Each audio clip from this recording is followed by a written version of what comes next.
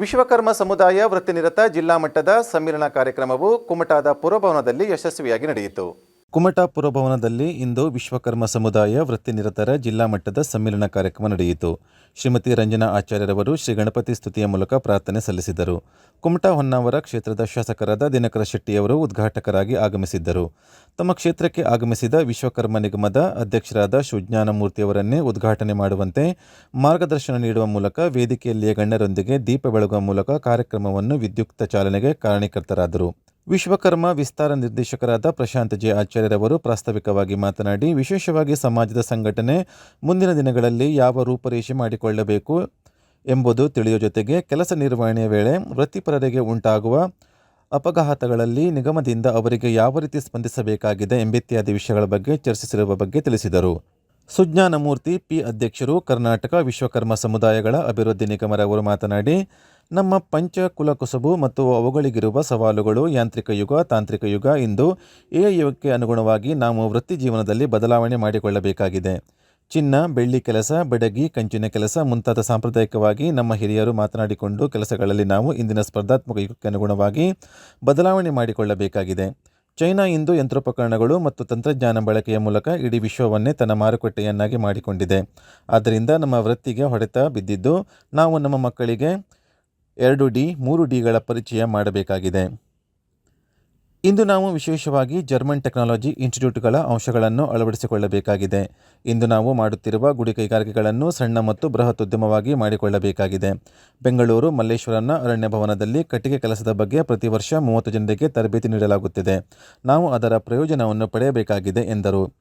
ನಿಗಮ ಮತ್ತು ಸರ್ಕಾರದ ವತಿಯಿಂದ ಸಿಗುವ ತರಬೇತಿ, ಶಿಕ್ಷಣ, ಸಾಲ ಸೌಲಭ್ಯಗಳನ್ನು ನಾವೆಲ್ಲರೂ ಪಡೆಯುವಂತಾಗುವ ಜೊತೆಗೆ ಇನ್ನೂ ಹೆಚ್ಚಿನ ಸೌಲಭ್ಯಗಳನ್ನು ಪಡೆಯಲು ನಿಗಮದ ಮೂಲಕ ಪ್ರಯತ್ನಿಸಬೇಕಾಗಿದೆ. ನಮ್ಮ ಮಕ್ಕಳಿಗೆ ನಿಗಮದಿಂದ 2% ಬಡ್ಡಿ ದರದಲ್ಲಿ ಶೈಕ್ಷಣಿಕ ಸಾಲ ನೀಡಲಾಗುತ್ತಿದೆ. ವಿದೇಶಕ್ಕೆ ವಿದ್ಯಾಭ್ಯಾಸಕ್ಕೆ ತೆರಳಲು 50 ಲಕ್ಷದವರೆಗೆ ಬಡ್ಡಿರಹಿತ ಸಾಲ ನೀಡಲಾಗುತ್ತಿದೆ. ರಾಷ್ಟ್ರೀಕೃತ ಬ್ಯಾಂಕುಗಳು ಇಂತಹ ಸಾಲ ನೀಡಿದರೂ 8.10% ಬಡ್ಡಿ ವಿಧಿಸಲಾಗುತ್ತದೆ. ಸಮಾಜದ ಹೆಣ್ಣು ಮಕ್ಕಳು ಮುಖ್ಯವಾಹಿನಿಗೆ ಬರಬೇಕು. ಟೈಲರಿಂಗ್ ಮಷಿನ್ ನೀಡಲಾಗುತ್ತಿದೆ. ಎಂಬ್ರಾಯ್ಡರಿ ವಿಷನ್ 1.70 ಲಕ್ಷ ಇರುವುದರಿಂದ ಪ್ರಸ್ತಾವನೆ ಸಲ್ಲಿಸಿದರೂ ಅದು ಆಗಿಲ್ಲ ಎಂದರು. ನಮ್ಮ ಸಮುದಾಯಕ್ಕೆ ರಾಜಕೀಯ ಪ್ರಾತಿನಿಧ್ಯ ದೊರೆಯಬೇಕಾಗಿದೆ. ಸ್ವಾತಂತ್ರ್ಯ ನಂತರ ದೇವರಾಜು ಅರಸರವರ ಕಾಲದಲ್ಲಿ ಕೇವಲ ಒಬ್ಬರು ಮಾತ್ರ ಈ ಸಣ್ಣ ಸಮಾಜದಿಂದ ಶಾಸಕರಾಗಿದ್ದಾರೆ. ಒಂದು ಶಾಸಕರನ್ನು ಗೆಲ್ಲಿಸುವ ಶಕ್ತಿ ಯಾವುದೇ ಕ್ಷೇತ್ರದಲ್ಲಿಲ್ಲದಿದ್ದರೂ ಒಂದು ಶಾಸಕರನ್ನು ಗೆಲ್ಲಿಸುವ ಮಾರ್ಜಿನ್ ಮತ 5ರಿಂದ 10 ಸಾವಿರ ಮತ ಎಲ್ಲ ಕ್ಷೇತ್ರಗಳಲ್ಲಿದೆ. ನಾವೆಲ್ಲ ಒಂದಾಗಿ ಎಲ್ಲ ಪಕ್ಷಗಳಿಗೆ ನಮ್ಮ ಸಮುದಾಯದ ಶಕ್ತಿ ಮನವರಿಕೆ ಮಾಡಬೇಕಾಗಿದೆ. ಇಂದು ದೇಶದಲ್ಲಿ ಹಿಂದೂ ಧರ್ಮ ಉಳಿಯಬೇಕಾದರೆ ಅದಕ್ಕೆ ಬಹುಮಟ್ಟಿಗೆ ವಿಶ್ವಕರ್ಮ ಸಮುದಾಯ ಕಾರಣವಾಗಿದೆ. ಅಮರಶಿಲ್ಪಿ ಜಕಣಾಚಾರ್ಯರವರಿಂದ ಹಿಡಿದು ಅನೇಕರು ಈ ಬಗ್ಗೆ ಶ್ರಮಿಸಿದ್ದಾರೆ. ವಿಠಲಾಚಾರ್ಯರವರು ಭಾರತೀಯ ಜನತಾ ಪಾರ್ಟಿ ಬೆಳೆಯಲು ಮಹತ್ವದ ಕೊಡುಗೆ ನೀಡಿದರೂ ಇಂದು ಅವರ ಹೆಸರು ಹೇಳುತ್ತಿಲ್ಲ. ಅವರು ಶಾಸಕರಾಗಿಲ್ಲ, ಚಿಕ್ಕಮಗಳೂರಿನ ಪುರಸಭಾ ಸದಸ್ಯರೇ ಆಗಲು ಸಾಧ್ಯವಾಯಿತು ಎಂದರು. ನಮ್ಮವರೆಲ್ಲ ಉದ್ಯಮಿಶರಾಗಬೇಕು. ನಾವು ನಮ್ಮ ಕುಲಕುಸಬನ್ನು ವಾಣಿಜ್ಯ ಉದ್ಯಮವಾಗಿ ಬೆಳೆಸುವ ಅನಿವಾರ್ಯತೆ ಇದೆ ಎನ್ನುವ ಮೂಲಕ ವೃತ್ತಿನಿರತರಲ್ಲಿ ಆತ್ಮವಿಶ್ವಾಸ ಮೂಡಿಸಿದರು. ಶಾಸಕರ ದಿನಕರ ಶೆಟ್ಟಿಯವರು ಮಾತನಾಡಿ, ವಿಶ್ವಕರ್ಮ ಸಮಾಜದ ಅಭಿವೃದ್ಧಿಗಾಗಿ ಸರ್ಕಾರದ ನಿಗಮದ ಸೌಲಭ್ಯಗಳನ್ನು ಸಮುದಾಯ ಪಡೆಯಬೇಕಾಗಿದೆ. ಪ್ರಾಮಾಣಿಕತೆಯಲ್ಲಿ ನಿಮ್ಮ ಸಮಾಜ ಎತ್ತಿದ ಕೈ. ಎಲ್ಲಿಯವರೆಗೆ ಈ ಸಮಾಜ ಸುಶಿಕ್ತರಾಗುವುದಿಲ್ಲವೋ ಅಲ್ಲಿಯವರೆಗೆ ಅಭಿವೃದ್ಧಿ ಕಷ್ಟವಾಗುತ್ತದೆ.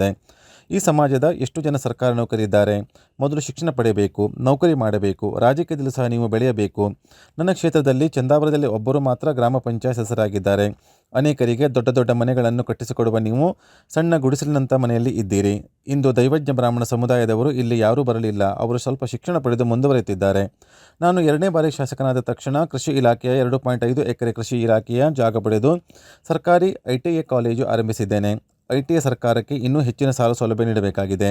ನಿಮ್ಮ ಸಮಾಜ ITI ಕಾಲೇಜುಗಳಲ್ಲಿ ಉತ್ತಮ ಶಿಕ್ಷಣ ಪಡೆಯುವ ಮೂಲಕ ಇಂಜಿನಿಯರ್ಗಳಾಗಿ ಹೊರಹೊಮ್ಮಬೇಕಾಗಿದೆ.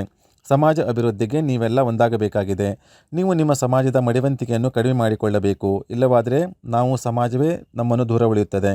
ನೀವೆಲ್ಲ ಚಿಕ್ಕ ಸಮಾಜದವರು, ನನಗೆ ಮತ ಹಾಕಿ ಗೆಲ್ಲಿಸಿದ್ದೀರಿ. ಸರ್ಕಾರ ಮತ್ತು ನಿಗಮಗಳಿಂದ ಸಮಾಜಕ್ಕೆ ಇನ್ನೂ ಹೆಚ್ಚಿನ ಸೌಲಭ್ಯಗಳು ದೊರೆಯುವಂತಾಗಬೇಕಾಗಿದೆ. ಆ ಬಗ್ಗೆ ನೀವೆಲ್ಲರೂ ಜ್ಞಾನ ಪಡೆದು ಸೌಲಭ್ಯಗಳನ್ನು ಬಳಸಿಕೊಳ್ಳಬೇಕು ಎಂದರು. ಕಾರ್ಯಕ್ರಮದಲ್ಲಿ ವಿಶ್ವಕರ್ಮ ವೃತ್ತಿನಿರತ ಕೆಲವರಿಗೆ ಸಾಂಕೇತಿಕವಾಗಿ ಸರ್ಟಿಫಿಕೇಟ್ಗಳನ್ನು ವಿತರಿಸಲಾಯಿತು. ನಂತರ ಸುಜ್ಞಾನಮೂರ್ತಿ ಪಿ ಅಧ್ಯಕ್ಷರು, ಕರ್ನಾಟಕ ವಿಶ್ವಕರ್ಮ ಸಮುದಾಯಗಳ ಅಭಿವೃದ್ಧಿ ನಿಗಮ ನಿಯಮಿತ ಬೆಂಗಳೂರು, ಕರ್ನಾಟಕ ಸರ್ಕಾರ ಇವರೊಂದಿಗೆ ನೇರ ಸ್ಪಂದನಾ ಕಾರ್ಯಕ್ರಮ ನಡೆಯಿತು.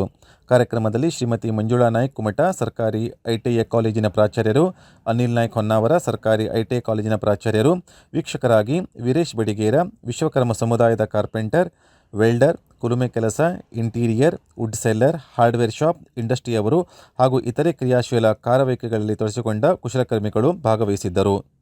ಶ್ರೀ ಮಂಜುನಾಥ ನ್ಯೂಸ್, ಕುಮಟಾ.